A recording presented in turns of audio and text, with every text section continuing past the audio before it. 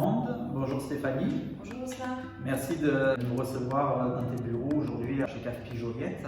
J'ai beaucoup de questions en ce moment depuis le début d'année concernant les prêts immobiliers, les taux, les conditions d'obtention. Est-ce que tu peux nous en dire un petit peu plus?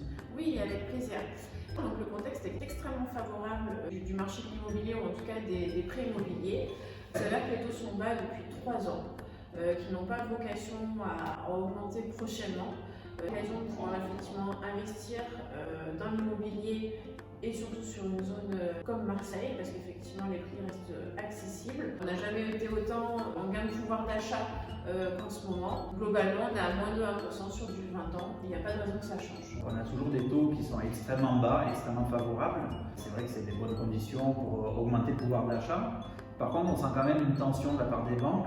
Ça ne devient pas un peu plus dur? Tout à fait. Il faut quand même reconnaître que depuis 2020, il y a eu une forte recommandation de l'autorité des marchés, de la Banque de France en l'occurrence, sur le fait qu'après 3 ans de taux bas, il est souhaitable d'arrêter les durées très longues d'endettement, donc à savoir le 30 ans. 30 ans, on n'y va plus.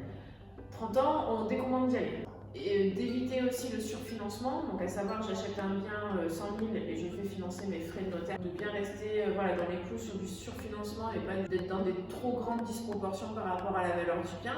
Et la dernière chose aussi, c'est vraiment de respecter stricto sensus le fameux 33%. Effectivement, on le sait, il faut le mettre forcément en corrélation avec une notion de reste à vivre.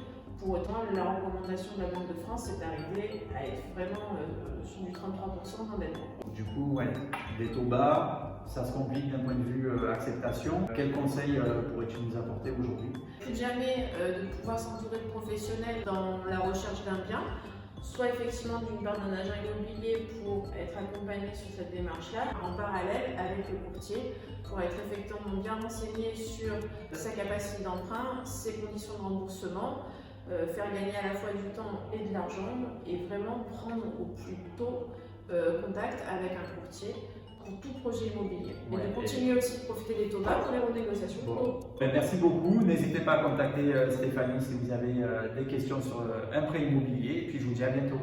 À bientôt. Ciao, ciao. Merci.